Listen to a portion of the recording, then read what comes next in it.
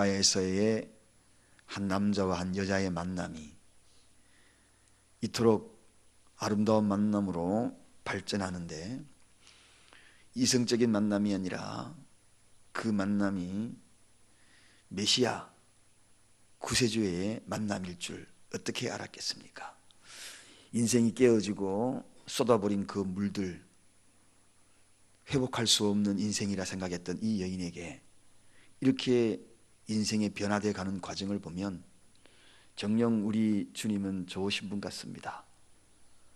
오늘도 행여나 인생이 깨어지고 모든 것이 쏟아버렸고, 그리고 사람들 만남조차도 싫어하고 피하고 싶은 그런 분들이 있다면, 오늘 이 만남을 통하여 회복되어지는 이 수가성의 한 여인처럼 우리에게도 굉장히 소망의 메시지가 아닌가 하는 생각이 들어갑니다.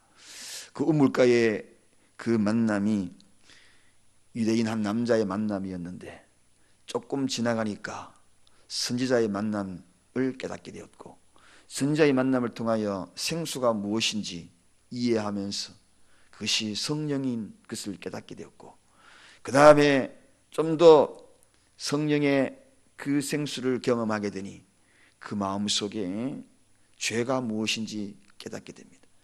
그리고 죄의 통회함이 그에게 다가서니 영의 눈이 열리게 되었고, 영의 눈이 열리게 되니 예배가 무엇인지, 정령 예배, 그 예배에 대한 이야기를 예수님에게 질문하게 되었고, 그를 통하여 이제 메시아의 눈이 열리기 시작합니다. 자, 이 메시아의 눈이 열리고 나니까, 메시아를 깨닫게 되니까 어떻게 반응합니까? 이 예수 그리스도를 알게 되니 정령 구원이라는 것이 무엇인지, 메시아 뜻이 뭡니까? 예수 뜻이 무엇입니까? 구원이란 뜻 아닙니까? 그러면 구원을 하기 위해서 어떻게 해야 되는가? 이제 복음의 긴급성을 가지는, 복음을 전하는 전도자의 사명을 살아가는 이 여인으로 바뀌기 시작합니다. 그래서 오늘은 복음의 긴급성이다. 여러분, 예수를 만나고 구원이 무엇인지 분명히 아는 자의 변화된 과정은, 한마디로 이야기하면 복음을 전하는 데 긴급성을 가지는 그러한 모습을 보게 되더라는 것입니다. 노바 해안에서 거기에 배 한 척이 폭풍으로 인하여서 파손이 되었습니다.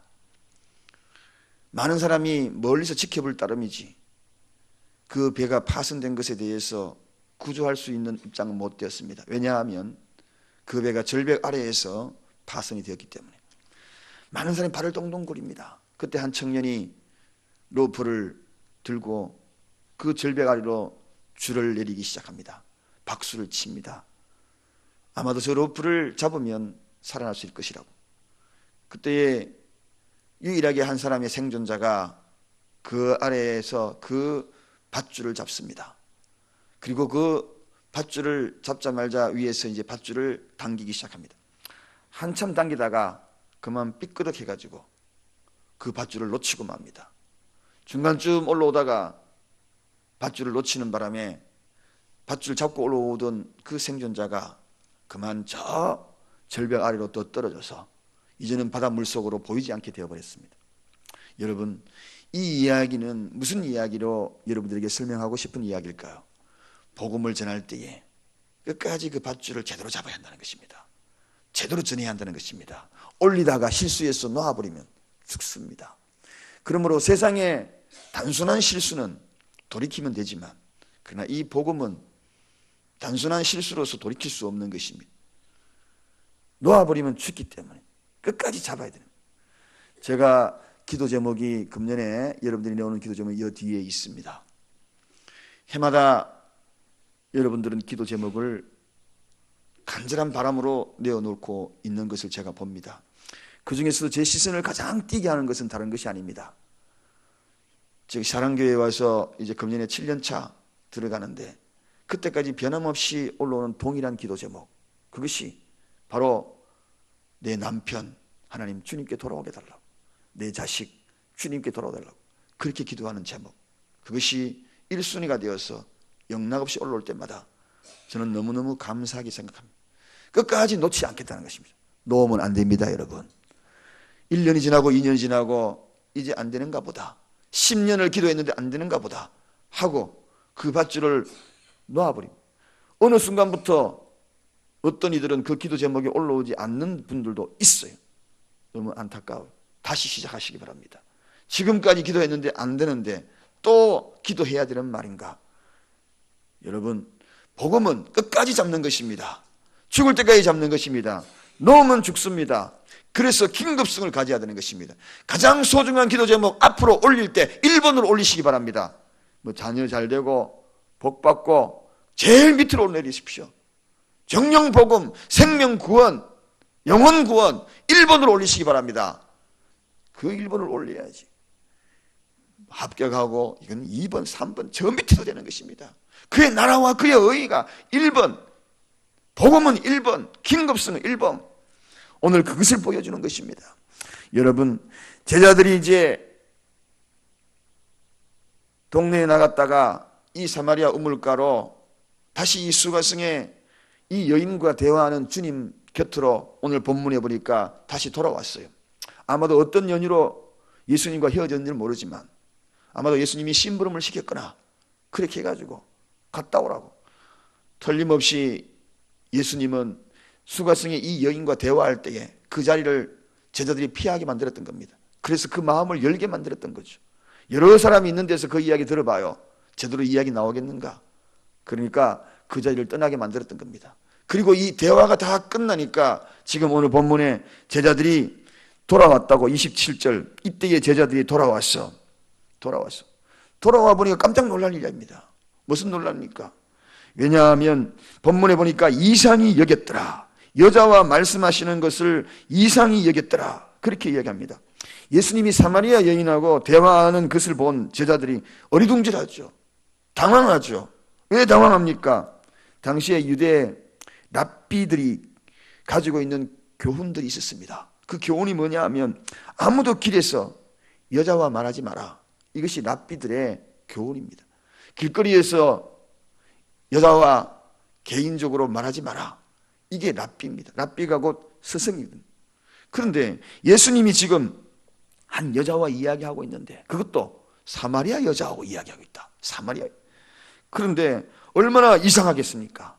제자들이 상상지 못한 일들이 그들의 눈앞에 펼쳐진 겁니다. 이해할 수 없습니다. 그런데 그 이해할 수 없는 일들을 제자들이 어떤 시각으로 바라보고 있는가 하는 것입니다. 어쩌면 우리가 이해할 수 없을 때에 질문을 던질 수 있습니다. 주님, 왜 이렇게 사마리아 여자하고 지금 대화하고 있습니까?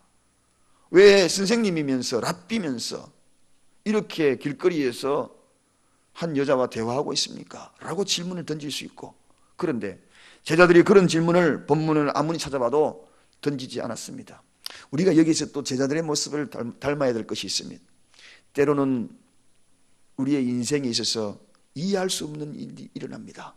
여러분의 인생에 있어서도 도무지 하나님 왜 이런 일들을 하실까? 왜 이렇게 이런 방법을 선택하셨을까? 이해할 수 없을 때가 있을 것입니다. 그럴 때에는 조용히 하나님이 어떻게 이루시는지 그 뒤를 따라가는 것이 원한입니다. 그걸 질문하고 그걸 가지고 생각하고 고민하고 몰두리 하다 보면 내 생각이 하나님의 생각에 앞서게 되고 내가 곡해하고 오해하여서 하나님의 뜻을 저버릴 때가 너무나 많다는 것입니다. 그럴 때일수록 오히려 침묵하고 그 뒤를 묵묵히 바라보면 언젠가는 그래서 그렇구나 그 뜻을 깨닫게 된다. 이 뒤에 가보면 제자들이 이제 완전히 깨닫습니다. 왜 그 여인과 대화했던지 그 여인을 통하여 이 수가성이 복음화되어 가는 그 과정들을 이제 그들은 눈으로 확실히 목도하게 되거든요. 그렇습니다.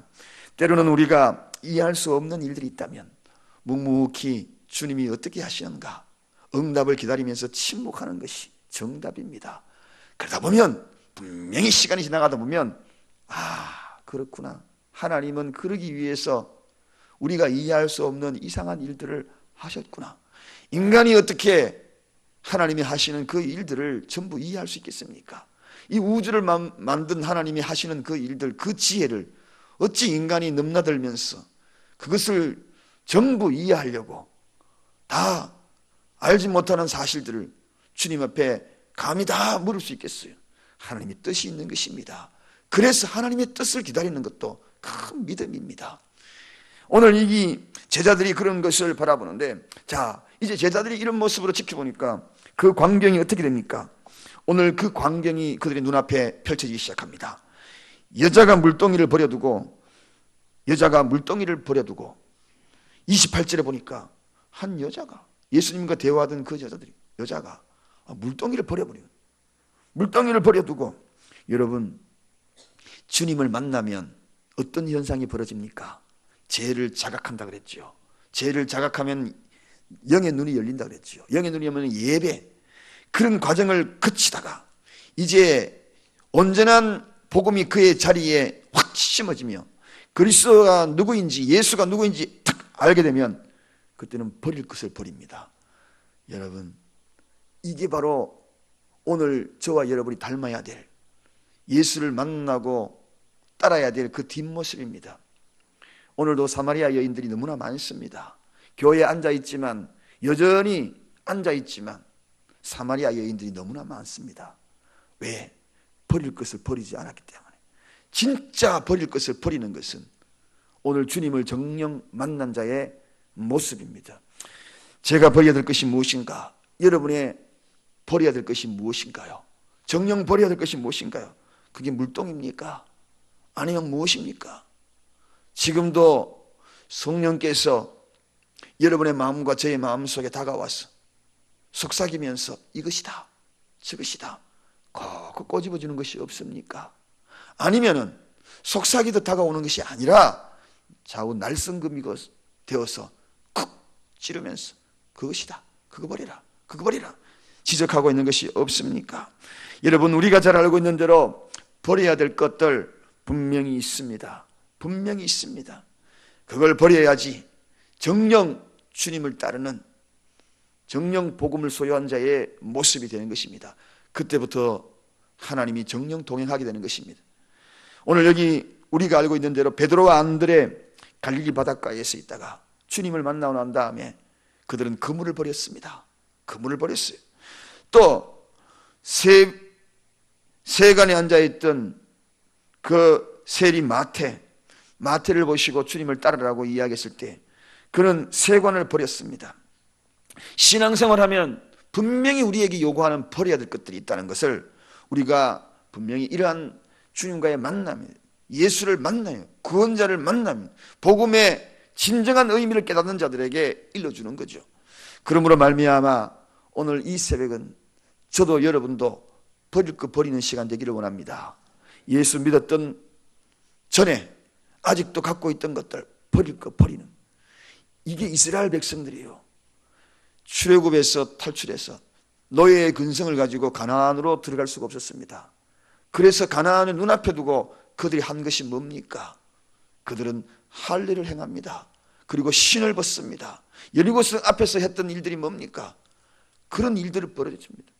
여러분, 정녕 우리가 해야 될 일들이 바로 마지막 관문에 이런 버릴 것들을 버리고 탁 일어서는 순간, 그때부터 본격적으로 그를 사용하는 것을 봅니다. 하나님은 누구를 사용하는가? 버릴 것 버리는 그 순간부터 그를 사용하기 시작합니다. 오늘 물동이를 버려두자 말자 이 여인의 행동은 얼마나 긴급한지 모릅니다. 구원이 무엇인지 확실하게 알면 긴급성을 가지는 거죠. 물동이를 버려두고 나아가는 이 여인의 사명감을 한번 보십시오. 이게 그에게 나타난 현상입니다. 예수를 만난 자의 자동적인 현상은 뭔가? 버릴 것 버리고 다음에 나타나는 현상은 복음의 긴급성을 가지는 것이, 이게 다음 나타나는 현상입니다. 그래서 가서 29절 가보니까 나의 행한 모든 일을 내게 말한 사람을 와 보라, 이렇게 하면서 수가성으로 뛰어가죠. 달려가는 것을 봅니다. 여러분, 사실 이 대목에서 우리가 하나 짚고 넘어가야 할 것이 있습니다. 그것은 이 수가성 여인이 얼마나 수치심 때문에, 부끄러움 때문에 대낮에 모두가 바라보는 그 시선을 피해가지고 우물 걸어 왔잖아요. 그런데 소리 지르면서 들어가잖아요. 지금 동네로. 이거 왜 이렇게 바뀌었습니까? 여러분, 예수 믿으면서 아직도 여러분의 개인적인 수치심 때문에 복음을 전하는데 입술을 닫고 있는 이들이 너무나 많아요. 부끄러웠어. 복음을 접한 사람은 부끄러움이 사라지는 것입니다. 수치심이 사라지는 것입니다. 당당해지는 것입니다. 이 사마리아 여인 보십시오. 얼마나 수치심이 많았고, 남편이 5이요 지금 있는 남편도 남편이 아니라고 이야기했는 난잡한 삶을 살아왔던 사람입니다. 늘 사람의 시선을 피해왔던 사람입니다. 그럼에도 불구하고 예수를 만나고 나니까 이제 동네방네 뛰어다니면서 오히려 자기를 나타내지 않습니까? 여러분, 부끄러운 과거를 자꾸 숨기지 마십시다. 그것 알려지면 교회를 떠나는 사람이 종종 있어요. 내 비밀이 알려지면 교회를 떠나야지. 특히나 제가 이민 목회를 하다 보니까 그런 자들이 너무나 많더라고요. 홀로 되고 혼자 되고, 그래서 그걸 계속 숨겨요. 숨기다가 그게 알려지니까 휙 철새처럼 떠나버려요. 그게 예수를 만난 자입니까? 오늘 이 여인 보십시오. 5이고 6이라도 예수 만나면 부끄러움이 없는 겁니다. 새 사람이 되어난 다음에 과거의 일로 인하여 올무가 되지 않는 것입니다. 자기의 그런 모든 것들이 예수 만난 것보다도 더 위대할 수 있습니까? 아니, 더 과거가 수치심이 예수 전하는 것보다도 더 위대할 수 있느냐는 이야기입니다. 오늘 복음의 긴급성을 가지고 당당하게 외치잖아요. 뭐라고 외칩니까? 와보라. 내 과거를 모두 이야기한 그를 내가 만났다. 내 과거를 모두 알게 한 그를 내가 만났다. 와보라. 자, 어제 우리 설교 주제가 확신의 영성이었습니다. 예수 전할 때에도 확신의 영성을 가지고 전해야 됩니다. 이 확신에 가득 찬 자의 모습은 눈빛이 다를 겁니다. 복음을 전할 때 예수 믿으세요, 이게 아니에요. 확실한 확신, 내가 만난 메시아 확신한 그 확신성 있는 사람 누가 꺾겠습니까? 누가 꺾겠습니까? 저 사람은 왜 저렇게 그럴까? 왜 저럴까? 정녕 예수를 정녕 만났느냐 안 했을까? 저렇게 만났으니까 저렇게 변했지. 과거에 자기 모든 부끄러운 모습을 다 드러내면서도 불구하고 예수를 전하는 저 여인을 봐라. 사마리아 수가성에 있는 사람들이 깜짝 놀란 겁니다. 시시시시 하면서 뒷골목으로 피하던 여인이 왜 저랬을까? 오늘 본문에 보니까 저희가 동네에서 나와 예수께로 오더라. 동네 사람들이 이거 진짜구나. 저 여자가 하는 거 보니 진짜구나. 저 여자가 저렇게 변했네. 정녕 저가 만났구나 하면서 수가성이 서서히 복음화되더라는 것입니다. 할렐루야. 그러므로 오늘 우리는 복음의 긴급성에 승비되는 이런 모든 과정들을 바라보면서 왜 이 여인이 복음화 시켰던가, 그리고 그 여인이 전한 그 복음이 어떻게 수가성을 변화시켰던가, 그 변화된 과정이 오늘 확실하게 보여주는 그러한 대목입니다. 복음의 확신성을 가지십시다.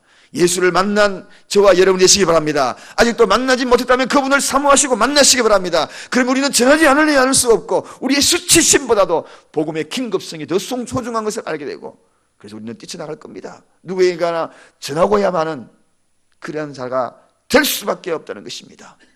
그러므로 이 말씀을 오늘도 가슴에 안고 복음의 긴급성을 가지고 나가는 저와 여러분 되시기를 주님의 이름으로 간절히 축원드립니다. 하나님 아버지 감사합니다.